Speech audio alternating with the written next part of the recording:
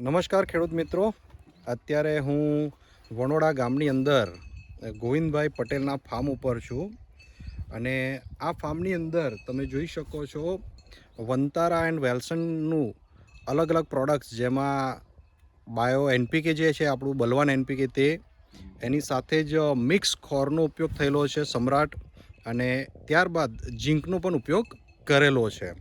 તો આજે આપણી સાથે લાઈવ ગોવિંદભાઈ અવેલેબલ છે, તો એમની પાસેથી જ આપણી આ પ્રોડક્ટનો અનુભવ લઈએ. નમસ્કાર ગોવિંદભાઈ. નમસ્કાર. તમે જે વેલ્સન એન્ડ વંતારાની પ્રોડક્ટ યુઝ કરી છે, તો જરા એનો અનુભવ તમારી આ તમાકુને લઈને શેર કરજો જરા. આ ખેતર મારું 2 વીઘો છે, 1 એકર. ઓકે.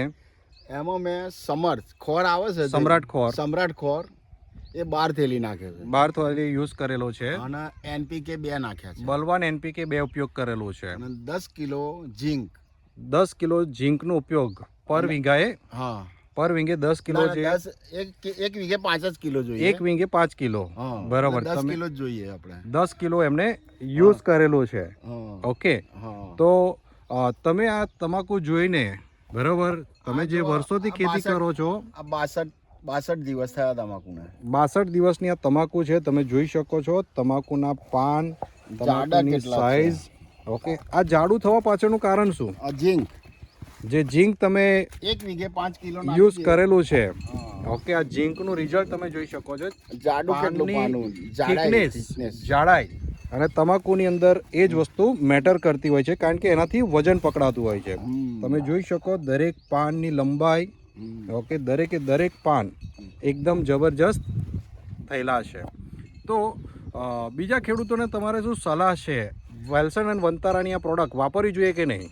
વાપરવી જોઈએ. બીજી વસ્તુ કોઈ યુરિયા, એએસપી એ બધું ઓછું કરીને આ જ વસ્તુ ઓર્ગેનિક મેટર નાખીએ તો આપણી જમીન સુધરે અને આપણો પાક 1.5 ગણો તો થાય જ. મારી ગણતરી છે આ 50 થી 55 મણ માર વીઘે નીકળશે તમાકુ.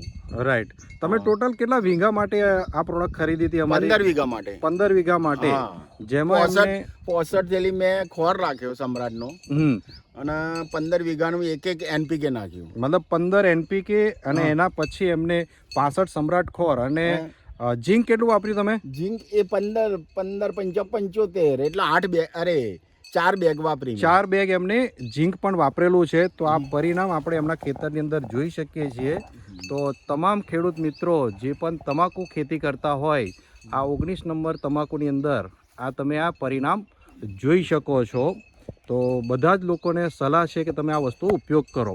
તમારો અનુભવ કોઈ લેવો હોય તો તમારો મોબાઈલ નંબર જરા શેર કરજો. 63 594 333 00. ફરીથી એકવાર રિપીટ કરો. 63 594 333 00. Okay. Thank you so much Govindbhai.